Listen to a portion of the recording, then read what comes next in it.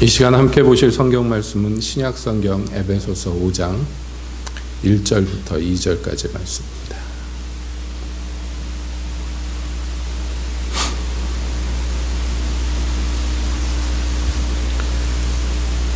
에베소서 5장 1, 2절 함께 보시겠습니다. 에베소서 5장. 그러므로 사랑을 입은 자녀같이 너희는 하나님을 본받는 자가 되고 그리스도께서 너희를 사랑하신 것 같이 너희도 사랑 가운데서 행하라. 그는 우리를 위하여 자신을 버리사 향기로운 제물과 생축으로 하나님께 드리셨느니라. 아멘. 하나님, 이 시간 주님의 말씀 듣기를 원합니다.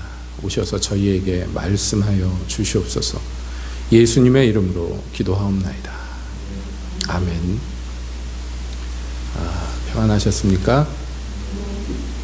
오늘은 특별히 교회 절기는 아니지만 그러나 일반적으로 교회에서 어버이 주일로 지키는 그런 주일입니다.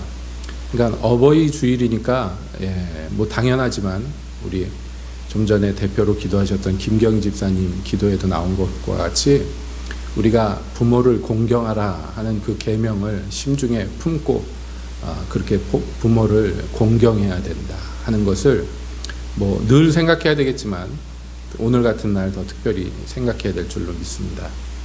그러면서 또 한편 그렇게 매년 우리가 말하고 또 들었듯이 그렇게 부모를 공경하라 그리고 그냥 말 것인가, 그렇지 않으면 좀 더 한 발 더 나가 볼 것인가, 여러 가지 생각을 하지 않을 수가 없습니다. 이 어버이날을 맞아서 며칠 전에 이동현 집사님이 부모님 안 계시니까 이상하다 그런 얘기를 하시는데 제가 마음이 뭉클했어요. 그렇지. 왜냐하면 부모라고 우리가 효도해야 된다, 공경해야 된다 그러지만 늘 계시는 분이 아니잖아요. 항상 계실 것 같지만 어느 순간에 보면은 안 계시는 분이 부모님이에요. 그러니까 기독교인이고 아니고 간에 세상에서도 항상 그렇죠. 부모 살아계실 때 효도하라 그런 얘기를 합니다. 자식이 그 무릎 위에 있을 때 자식이듯 부모도 살아계실 때나 부모인 것이지 돌아가시고 나서 어떻게 하겠습니까? 예전에 제가 청년 시절에 무슨 일이 있어가지고 웬만해서는 안 그러는데 택시를 탔는데 운전사 아저씨가 어디로 갈까요? 그래서 제가 그 당시 학교 기숙사에 살 때라서 총신대로 가주세요 그랬더니 운전을 하면서 뒤를 힐끔 보더니 그런 얘기를 하는 거예요. 그 총신대가 뭐 하는데요? 총 만든대요? 그러는 거예요. 손님한테 이거 뭐에 시비를 붙자고 그러는 거예요, 이 아저씨가. 그래서 뭐가 기분이 나쁜가. 그래서 그냥 웃고 말았더니 계속 따박따박 뭐라고 비위상하는 말을 계속하면서 하고자 하는 말이 빙빙 돌아 나중에 나오는데 그 기독교인들은 아주 쌍놈의 자식들이고 부모 효도 안 하는 놈들이라고, 돌아가신 부모님들 제사하려고 하는데 그거 못하게 한다고 평소에 뭐가 원한이 맺혔는지, 신학대학 가자고 그러니까 분명히 이게 기독교인이고 그러니까 막 손님을 앉혀놓고 훈계를 하고 욕을 하는 거예요. 그래서 제가 듣다가 그랬어요. 아저씨 그 말씀도 왜 그러시는지는 알겠는데 살아계실 때 효도를 해야지 돌아가신다면 무슨 효도를 한다고 그거 부모님이 와서 효도 받는지 안 받는지도 모르는 효도하려고 그렇게 애를 쓰냐고, 살아계실 때 효도를 해야 되는 거 아니냐고. 우리 기독교에서는 살아있을 때 효도하라고 그런다고. 막 그러다가 보니까 도착을 해가지고 결론을 못 맺고 그러고 내려버렸어요. 그때 한참 마음도 찝찝하고 기분도 별로 안 좋고 돈 내고 욕먹은 것 같아서 좀 찝찝하고 하는데 또 한편 생각해보면 이게 그 당시만 지금보다 더 심하죠. 이 부모 공경하는데 살아생전에 못한 게 기억이 나니까 어떻게 하겠습니까? 돌아가신 다음에라도 좋은 밥 먹여야지. 그래가지고 자기들은 좋은 밥 못 먹어도 제사상에는 꼭 좋은 거 올리려고 그러고 그러는 거 아닙니까? 그런데 가나안 농군학교를 갔을 때 그 가나안 농군학교를 세웠던 그 장로님이 그런 얘기를 하더라고요. 당신도 전도를 하는데 어떤 사람이 와서 시비를 붙는데 그러더라고요. 제가 당한 거하고 똑같은 얘기를 하는 거예요. 왜 부모님 효도를 못하게 하냐 기독교는 막 그러더래요. 그래서 그러더니 하는 말이 하나님을 보여주라고. 그럼 내가 믿겠다고 막 그러길래 데리고선 거울 앞에 세워놓고 보라고, 여기 하나님이 있다고 그랬대요. 그랬더니 저게 왜 하나님이냐고, 내 얼굴이지. 그랬더니 자세히 보라고. 누가 보이냐고. 돌아가신 부모님이 보이지 않냐고, 얼굴에. 돌아가신 아버지 어머니 닮지 않았냐고. 그랬더니 고개를 끄덕끄덕 하더래요. 그분들은 누구 닮았겠냐고. 증조 할아버지 증조 할머니 닮지 않았겠냐고. 그러면서 계속 얘기해서 계속 올라가면 누가 나오는지 아냐고. 하나님이 계시다고. 자기 형상대로 만드신 하나님이 계시는데, 제일 위에 계시는 하나님한테 욕하면서 무슨 부모를 공경하느니, 돌아가신 부모를 뭐 하느니 그러냐고. 그렇게 얘기를 했다. 그 얘기를 듣는데 뭐 그 말도 맞다 싶어요. 제가 이렇게 장황하게 얘기하는 것은 우리가 부모를 공경해야 되는데 왜 공경해야 되는지, 무엇 때문에 공경해야 되는지 알아야 되지 않겠는가. 그것입니다. 부모를 공경하라는 것은 하나님께서 주신 계명이지만, 그 부모를 공경하라는 말씀 안에 내포된 가장 근본적인 뜻은 뭐냐면, 하나님이 공경받기에 마땅하신 분인데, 그 하나님을 공경하기 위해서, 우리가 그 하나님을 섬기기 위해서, 하나님께 높임을 드리기 위해서 무엇을 해야 되느냐. 여러 가지를 해야 되겠죠. 그 방편 중에 하나가 우리가 부모를 공경하는 게 그 방편 중에 하나다 하는 것입니다. 왜냐하면 우리를 그 부모에게 낳게 하신 이가 하나님이시고, 그 부모를 또 낳게 하신 이도 하나님이시고, 거슬러 올라가자면 하나님께서 우리에게 자기 형상을 주시고 생명을 주셨기 때문에 여기까지 내려온 것이죠. 그러니까 사실은 우리가 부모를 공경하는 것도 중요하지만, 가장 중요한 건 뭐냐면 그 부모를 만드신, 또 그 위에 부모를 만드신, 또 그 위에 부모를 만드신 하나님 공경하는 것이 무엇보다도 우선이다 하는 것입니다. 그러니까 하나님도 공경 안 하고 하나님도 기쁘시게 못 해드리면서 죽은 조상을 위해서 그렇게 열심을 내는 것만큼 어리석은 짓이 어디 있겠느냐 하는 것입니다. 지금 우리 하나님은 살아계신 하나님이고, 또 우리가 공경에 마땅하신 분입니다. 그런데요, 더 중요한 건 뭐냐면, 그분이 그냥 우리를 만들어 놓고 이렇게 툭 내팽개쳐 놓은 분이 아니고, 그분이 우리에게 무엇을 주셨느냐 하면 사랑을 주셨다, 이렇게 얘기합니다. 특별히 우리 기독교인들은 이 사실을 분명히 알아야 됩니다. 뭐 당연한 얘기고 너무나 흔한 얘기인지 모르겠습니다만은, 그러나 이것을 아는 이가 드물어요. 하나님이 나를 사랑하신다고? 그거야 교리로, 또 들은 얘기로 많이 들었습니다만은 진짜로 아느냐? 그러면 의외로 모르는 사람이 많더라는 거예요. 그래서 오늘 성경에서도 사도 바울이 에베소 교회에게 편지하면서 이 에베소 교회에게 뭐라고 얘기하냐면, 너는 사랑을 입은 자녀다라고 얘기해요. 누구에게요? 하나님께 사랑을 입었다. 그러니까 사랑을 입은 자녀같이 해라 하는 거예요. 사랑을 입은 자녀답게 하라는 거예요. 그러니까 우리의 모든 행동 거지의 이유가 뭐냐면, 근본 따지고 보면 뭐예요? 하나님은 우리를 사랑하셨기 때문에 이것도 하고 저것도 하는 것이죠.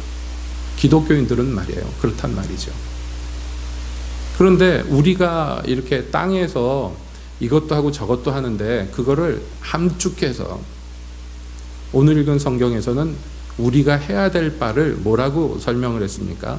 하나님을 본받는 자가 되라, 이렇게 얘기했어요. 하나님을 본받는 자가 되라. 이게 사실은 성도의 마땅히 행할 바를 뭐 더 이상 붙이고 뺄 것 없는 딱 그 엑기스만 뽑아놓은 말이지 않을까, 그렇게 생각합니다. 하나님을 본받으면 다 된다는 거예요. 예, 우리가 왜 하나님을 본받느냐? 하나님은 우리를 사랑하셨기 때문이다. 그래서 자녀 삼으셨기 때문이다 라는 거예요. 우리가 부모를 왜 공경합니까? 우리를 낳아주시고 우리를 사랑했기 때문이죠. 똑같은 논조로서 우리에게 얘기하는 거예요. 하나님을 왜 우리가 본받아야 되는가? 왜 하나님을 섬겨야 되는가? 왜 하나님을 공경해야 되는가? 왜 하나님께 영광을 돌려야 되는가 하면, 하나님이 우리를 사랑하는 자녀 삼아 주셨기 때문이다. 뿐만 아닙니다. 그리스도께서도 우리를 사랑하셨습니다. 그래서 어떻게 했느냐? 그리스도께서 우리를 사랑하셔서 자신을 버려 향기로운 제물과 생축으로 하나님께 드리셨다, 이렇게 돼 있어요. 그래서 오늘 읽은 본문만 놓고 보면 우리 성도의 할 바를 함축해서 얘기하는데, 첫 번째는 하나님을 본받아야 되고, 두 번째는요, 그리스도가 우리를 사랑하는 것 같이 다른 이를 사랑해야 된다 하는 거예요. 이게 크고도 첫째 되는 계명과 그 다음 계명을 다르게 설명한 거나 마찬가지입니다. 그러니까 우리가 하나님을 사랑해야 되는 것, 또 하나님을 본받아야 되는 것, 또 이웃을 사랑해야 되는 것, 이게 다 뭐 때문이냐면 하나님이 우리를 먼저 사랑하시고 그리스도가 우리를 먼저 사랑하셨기 때문이다 하는 것입니다. 이유 없이 값 없이 우리에게 생명을 주고 사랑을 준 부모처럼, 그래서 우리가 엄마 뱃속에 있을 때 무슨 어머니에게 무슨 공경을 해드렸습니까? 먼저 사랑을 베풀었습니까? 아니잖아요. 부모 사랑이라는 건 무조건적이고 내리사랑이란 말이에요. 우리가 이쁜 짓 안 하고 그저 누워서 할 수 있는 것이 앙앙 울고 똥오줌 막 싸가게 되는데도 그거 이쁘다 이쁘다 그러면서 돌봐가지고 이렇게 키워놓는 거잖아요. 그런 거 우리가 공경에 마땅한 것입니다. 자녀된 이들은 잘 피부로 못 느낄 거예요. 근데 자식 낳아보면 안다고 다들 그러죠. 맞습니다. 자녀가 부모를 사랑하는 것은 부모가 자기를 잘해줬기 때문에 사랑하는 거지, 사실은 부모가 조금만 섭섭하게 하면 사랑 안 한단 말이에요. 자식 새끼들은 안 해, 사랑을. 그래서 엄마가 나한테 해준 게 뭐가 있어? 막 이런 소리 하잖아요. 왜 해준 게 없어요? 낳아준 것만 해도 고맙지. 뱃속에 놓고 고생해서 낳아줬는데 모르잖아요. 근데 그걸 알아야지 얘가 사람 구실을 하는 거고 사람답게 되는 거예요. 여러분, 우리말에 말이에요. 얼마나 설명이, 묘사가 그럴듯한 말이 많은가 몰라요. 곰곰이 생각해 보면. 어떤 사람이 좀 나쁜 사람이야. 그럼 뭐라 그럽니까? 아이고, 저 못됐다 그러잖아요. 뭐가 못됐다는 거예요? 못됐다는 말이 뭡니까? 뭐가 돼야 되는데 못 되었다는 거예요. 뭐가 돼야 됩니까? 사람이 돼야 되는데 사람이 못됐다는 거예요. 저거는 형태는 사람인데 하는 짓이 사람이 아니다 그래가지고 못됐다 그러죠. 근데 못됐다랑 비슷한데 좀 다른 의미가 있죠. 안 됐다, 이건 뭐예요? 되려고 그러는데 뭐가 잘 안 되니까 옆에서 불쌍해서 안 됐다 그러죠. 여러분, 그냥 우리 일반 쓰는 말에도 이렇게 돼 우리 인생의 목표가 은근히 섞여 있어요. 뭐냐면 사람은 사람다워야 된다 하는 거죠. 하물며 하나님의 사랑받는 자녀는 얼마나 하나님의 사랑받는 자녀답게 돼야 되냔 말이에요. 우리가 하나님이 어떻게 사랑했는지 잘 몰라요. 사랑해준다는 건 아는데 어떤 사랑을 해줬는지 잘 모릅니다. 부모가 자기를 어떻게 사랑해줬는지 자식이 깨닫게 되면 사람 된 거고 철이 든 거죠. 그런데 우리의 기독교인도 마찬가지예요. 하나님이 우리를 어떻게 사랑하시는지를 알면은 이게 사람 꼴이 된 거예요. 조금 철이 든 겁니다. 그래서 하나님이 나를 사랑한다고 우리가 날마다 고백하지만 피부로 안 와닿고 심중에 깨달음이 없으면 그냥 입의 말뿐입니다. 그러다 보니까 어떻게 되느냐? 부모의 사랑을 깨닫지 못한 애가 부모에게 사랑을 돌려드리지 못하고 효도도 제대로 못하는 거랑 똑같은 짓을 한단 말이에요. 그러니까 성경은 얘기하는 거예요. 너희가 하나님을 본받아라. 그건 뭐냐면 하나님을 알고 그 행위를 따라해라 하는 거예요. 우리가 철이 들어야 됩니다. 그런데 하나님을 본받는 거 잘 안 돼요. 왜냐하면 너무 막막하고 너무 얘기가 큰 얘기예요. 자세히 들어가 보면 하나하나 나오겠으나, 그러나 큰 덩어리로 놓고 보면 하나님을 사랑한다는 게 뭔지, 또 하나님을 본받는다는 게 뭔지, 이게 참 막막한 게 많단 말이에요. 그래서 우리가 성경을 보면 소용되는 말들이 있습니다. 고린도전서 4장에 보면 사도 바울은 이렇게 얘기합니다. 내가 너희를 부끄럽게 하려고 이것을 쓴 것이 아니라 오직 너희를 내 사랑하는 자녀같이 권하려 하는 것이라. 그리스도 안에서 일만 스승이 있을 때 아비는 많지 아니하니 그리스도 예수 안에서 복음으로써 내가 너희를 낳았음이라. 그러므로 내가 너희를 권하노니 너희는 나를 본받는 자가 되라. 사도 바울이 이렇게 얘기합니다. 비슷한 얘기죠. 하나님과 우리의 관계와 비슷한 얘기를 사도가 해요. 내가 너희를 사랑하고 너희는 나의 사랑받는 자녀 같다라고 얘기해요. 내가 복음 안에서 너희를 낳았다. 그런 다음에 뭐라고 얘기하느냐 하면, 그러니까 내가 너희한테 권하는데 너희는 나를 본받는 자가 되라. 이렇게 얘기합니다. 사도 바울을 본받으라고 사도 바울 스스로가 얘기하는데, 그럼 그 사도는 어떤 사도길래 우리가 본받아야 되느냐? 그 그 사도가 덧붙여 말하기를 내가 그리스도를 본받으려는 그것을 너희는 본받아야 된다라고 얘기하는 거예요. 그러니까 우리는 그리스도를 본받고 그리고 하나님을 본받고 잘 안 되면 하나님을 본받으려는 사람들을 본받고 하는 이 일련의 과정을 통해서 우리는 진정한 하나님의 사랑받는 자녀답게 되는 것입니다. 이것은 이미 주님이 거저주신 신분이에요. 하나님의 사랑받는 자녀라는 건 내가 뭘 안 했는데 하나님 그냥 일방적으로 나한테 해주신 거예요. 그렇지만 그 받은 거답게 되는 것은 그 다음에 내 몫이란 말이에요. 이게 진정한 의미의 효도입니다. 왜냐하면 우리가 하나님의 아들의 형상을 본받을 때마다 하나님은 기뻐하셔요. 부모를 기쁘게 하는 게 효도의 근본인 것처럼 하나님을 기쁘게 하는 것이 우리가 하나님을 섬기는 것의 근본이 되는 것입니다. 우리가 하나님의 기뻐하시는 자가 되어야 되는 거예요. 하나님은요, 우리가 아무것도 안 하고 가만히 숨만 쉬고 있고 심지어는 좀 못돼 처먹게 굴어도 사랑하셔요. 그러나 그때는 아마 가슴이 아프실 거예요. 사랑하시지만 근심하실 거예요. 예전에 이스라엘에게 그래 하셨듯이 걱정하시면서 사랑하실 거예요. 그러나 우리가 하나님을 조금이라도 기쁘시게 할 때 하나님은 어떻게 반응하십니까? 너무너무 기뻐하시요. 너무너무. 그렇게 대단한 일 한 것 같지 않은데도 불구하고 하나님은요, 우리가 하나님을 본받으려고 하나님의 성품을 닮으려고 조금 애쓰기만 해도요, 하나님은요 굉장히 기뻐하신단 말이에요. 요한일서 3장에서 사도 요한은 이렇게 얘기합니다. 보라, 아버지께서 어떠한 사랑을 우리에게 주사 하나님의 자녀라 일컬음을 얻게 하셨는고 우리가 그러하도다. 그러므로 세상이 우리를 알지 못하면 그를 알지 못함이니라. 사랑하는 자들아, 우리가 지금은 하나님의 자녀라 장래 어떻게 될 것을 아직 나타나지 아니하였으나 그가 나타내심이 되면 우리가 그와 같을 줄을 아는 것은 그에 계신 그대로 볼 것을 인함이니라고. 말이 좀 어렵습니다만은 지금은 막막해. 그러나 그가 자기의 영광을 나타낼 때 여러분 우리가 그와 같게 될 줄을 우리가 알기 때문에, 그에 계신 그대로 볼 수 있기 때문에. 왜요? 우리가 사랑받는 자녀이기 때문에. 세상은 보지 못하나 우리는 그의 있는 그대로를 볼 것이에요. 그러므로 주를 향하여 이 소망을 가진 자마다 그의 깨끗하심과 같이 자기를 깨끗게 하느니라. 주님이 어떠하심과 같이 자기를 닮게 만든다는 거예요. 왜냐하면 이 소망이 있기 때문에. 사랑하는, 나를 먼저 사랑하셨고 나도 사랑하는 주님을 직접 만나볼 소망이 있기 때문에, 밝히볼 소망이 있기 때문에, 이게 사랑받는 자녀들이 열심히 그리스도를 닮으려고 하는 이유가 여기에 있는 거예요. 그분이 깨끗하시니까 자기를 깨끗하게 한다. 이게 사랑받는 자녀답게 하는 것이에요. 그러므로 여러 가지 요소에 있어서 우리는 그를 닮아야 합니다. 특별히 어느 부분에서 닮아야 합니까?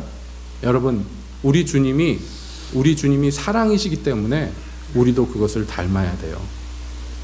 이것을 닮으면 어떻게 되느냐? 이러므로 하나님의 자녀들과 마귀의 자녀들이 나타나나니 무릇 의를 행하지 아니하는 자나 또는 그 형제를 사랑치 아니하는 자는 하나님께 속하지 아니하였느니라. 여러분, 이거 교회에다가 쓴 편지거든요. 교회에 있는 사람들 다 하나님의 자녀잖아요. 그런데 지금 뭐라고 얘기합니까? 하나님의 자녀와 마귀의 자녀가 나타난다 그랬어요. 이상한 얘기입니다. 교회에다가 할 얘기가 아닌 것 같아요. 성경은 교회에다가 이 얘기를 합니다. 세상 사람들 다 마귀 자녀죠. 그렇게 치부해버리고 말면 우리가 속은 편할 거예요. 그런데 여기에서 얘기하는 건 뭐냐면 주를 닮지 않고 마귀를 닮는다. 그러면 그건 마귀 자녀다라고 얘기하는 거예요. 왜냐하면 성경에서의 자녀라는 것은 항상 뭘 의미하느냐면 아버지를 닮은 사람을 자녀라고 얘기하는 거예요.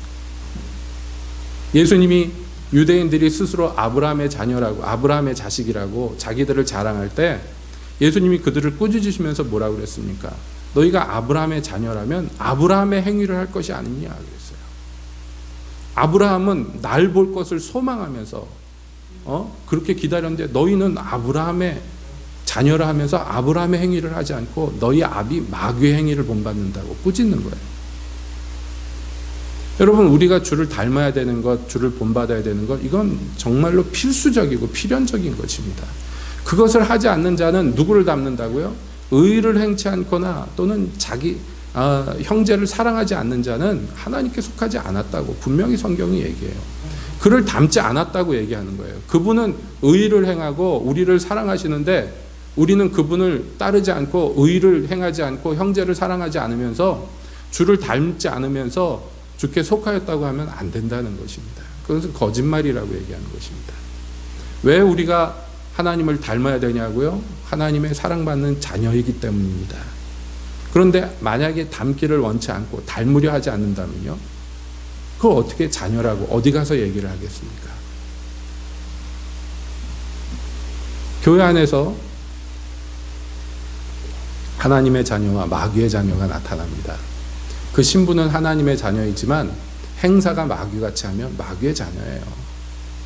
신분이 바뀐다는 얘기가 아니에요. 하나님께서 그렇게 보신다는 얘기입니다.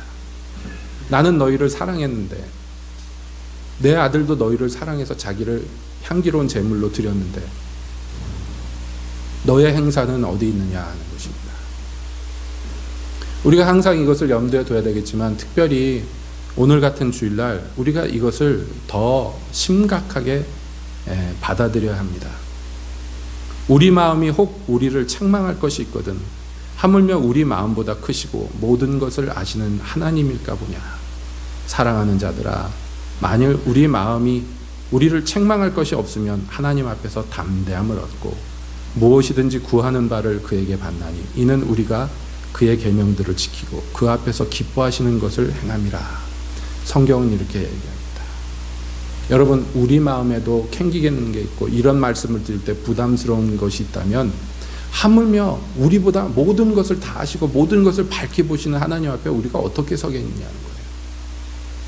그러니까 우리가 지금 완벽해지라, 완전해져야 된다 그런 얘기를 하는 것이 아닙니다. 우리의 삶의 지향을 얘기하는 거예요. 목표를 얘기하는 것입니다. 여러분, 아닌 말로 여러분께 질문한다면 여러분 하나님 닮기를 원하십니까? 그러면 여러분 싫어요 그럴 사람이 어디에 있어요?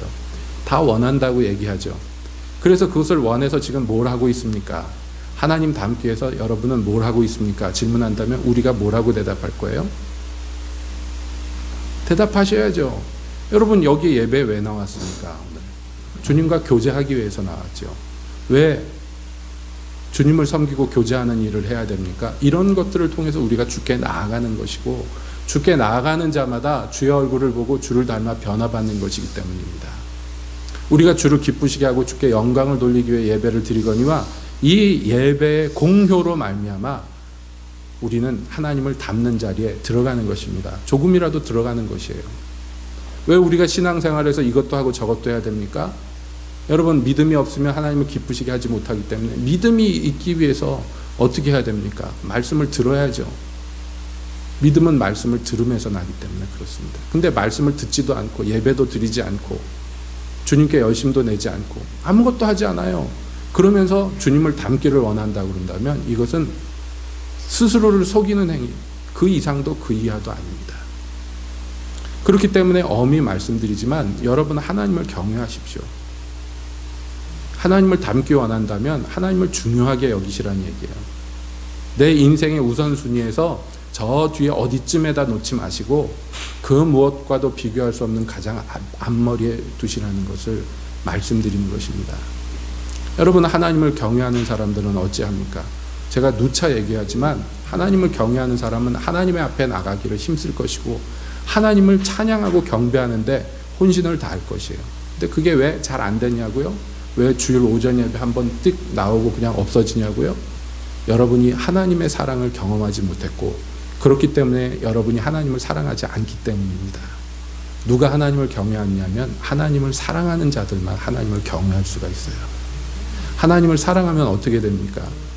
한때라도 하나님을 사랑해 보셨던 경험이 있다면 제가 지금 무슨 말씀을 하는지 알 것이에요. 하나님을 사랑하는 자들은요, 한결같이 이렇게 생각합니다. 내가 무엇으로 주를 기쁘시게 할고 합니다. 그래서 누가 시키지 않아도 주님을 위한 일이라면 그저 발벗고 나가고 누가 돈 주지 않아도 자기 돈 써가면서 하나님의 일을 하는데 기쁨을 얻고 즐거움을 얻습니다. 왜냐하면 이 작은 손짓 하나로 우리 주님을 기쁘시게 할 수 있다는 걸 알기 때문입니다. 그러나 하나님이 나를 어떻게 사랑하는지도 잘 모르겠고, 내가 하나님 사랑하지도 않으면 어떻게 됩니까? 의무로 종교 생활을 하고 습관으로 종교 생활을 하게 돼 있어요. 누구도 예외가 없습니다.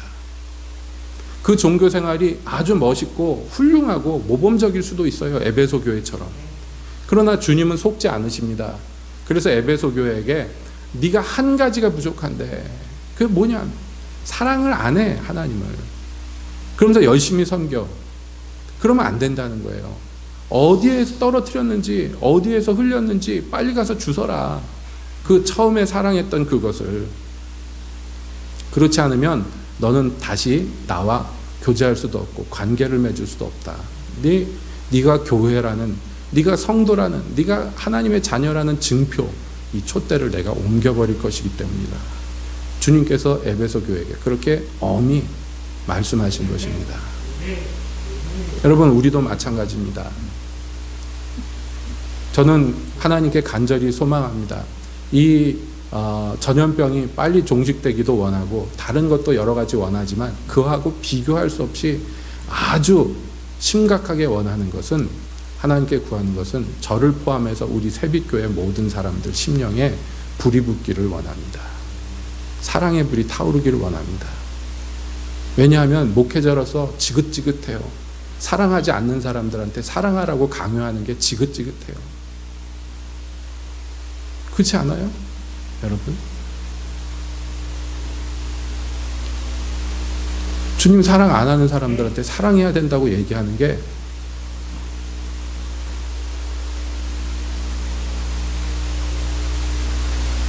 주님을 사랑한다면, 사랑받는 자녀라면 주를 본받을 것입니다. 그러면 착해져야죠. 여러분, 작년보다 올해 더 착해졌습니까? 10년 전보다 지금이 더 착하십니까? 의로우십니까? 선량하십니까? 하나님 앞에서 말이에요. 아련히 옛적에 불타오를 때 기억이 나온다면 여러분, 그때로 돌아가기를 힘쓰십시오. 지금 여러분 안에 작은 불꽃이 있다면 그것이 더 큰 불이 되게 하기를 힘쓰십시오. 최소한 여기 계신 분들은 초신자가 아니고 여러분 교회 새로 나오신 분들이 아니잖아요. 그러니까 이렇게 당부드릴 수 있어요.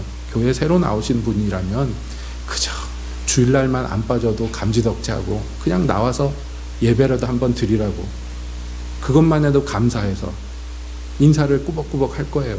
근데 여러분한테 그럴 수 없잖아요. 여러분한테 예배 나와라 할 것입니까? 말씀 들어라 할 것입니까? 예배 늦지 마라 그럴 것입니까? 참 안타깝기 짝이 없는 게, 이게 우리 교회만의 사정이 아니라 조국의 교회 사정이라 그렇습니다. 제가 젊었을 때 전도사 생활 처음 할 때 교회 안에 무슨 캠페인 같은 게 있었어요. 그게 뭐냐면 교회에서 흔히 쓰는 용어를 좀 바로잡자는 것이었어요. 그 중에 바로잡자한 용어 중에 하나가 뭐였냐면 준비 찬송, 이 말 하지 말자. 하나님께 찬송하는데 준비자가 왜 붙냐? 응? 전도사들이 뭐해요? 예배 시간 한 20분 전에 나와가지고 여러분 준비 찬송하겠습니다. 준비 찬송가 몇 장, 반주자도 안 나오는데 막 찬송하면 사람들이 막 불렀잖아요. 왜냐하면 예배 한 30분쯤 전이면 그래도 한 절반 정도는 나와 있거든, 예배당에. 나와서 뭐 할 거예요? 예배 전에 예배를 준비하는 마음으로 찬송하자. 그래서 준비 찬송 부릅시다. 그래가지고 찬송가를 적어도 한 4-5곡 불러야지 이제 목사님 나올 시간 되고 예배 시간 되는 거였어요. 여러분, 교회 오래 다니신 분들은 기억날 거예요. 준비 찬송 몇 장 합시다. 뭐 이거 기억나시죠? 그거 바꾸자고. 한국교회 이거 잘못된 용어라고. 하나님께 찬송하는데 준비자 왜 붙이냐고. 그래가지고 그 다음부터 제가 준비 찬송하자는 얘기를 못하고 저도 그 소리를 들었으니까 뜨끔해가지고 앞에 나와가지고 찬송가 펼쳐들고 찬송가 몇 장 부르겠습니다. 그러고선 찬송을 했었어요. 근데 이거 다 없어졌어요. 한국교회에서. 없어졌어요. 왜냐하면 예배 시간 전에 사람들이 나오지를 않아요. 그저 시간 맞춰서 나오기만 해도 감사한 거예요. 예배 한참 드리고 있는데 막 주섬주섬 여기서도 들어오고 저기서도 들어오고 막 그래요. 여러분, 하나님한테 그렇게 씹다 버린 껌같이 그렇게 해드리면 안 되잖아요. 우리가 차려드릴 수 있는 거 가장 좋은 거 차려드려야 되잖아요. 그렇지 않아요? 그러니까 우리가 사랑한다면 사랑의 불로서 행해야 되는 것이 마땅합니다. 사랑의 불이 없다면 여러분 뭐 없으니까 뭐 할 수 없지 뭐 그렇게 살면 안 돼요. 우리가 주님한테 간절히 구해야 됩니다. 주님의 불을 주시옵소서. 주님 불타오르게 해주시옵소서.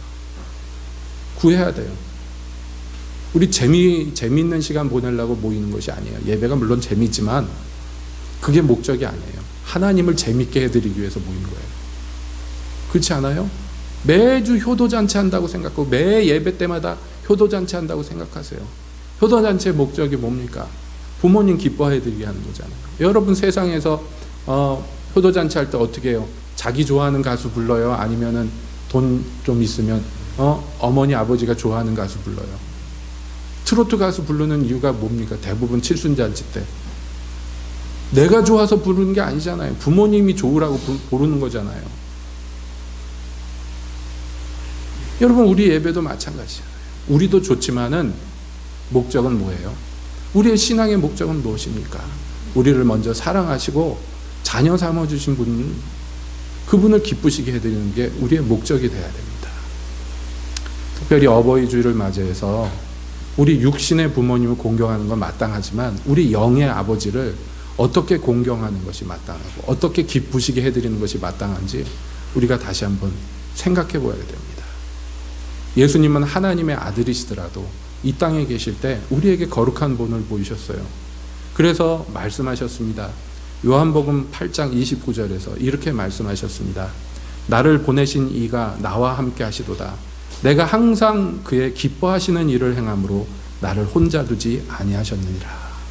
예수님이 이렇게 말씀하십니다.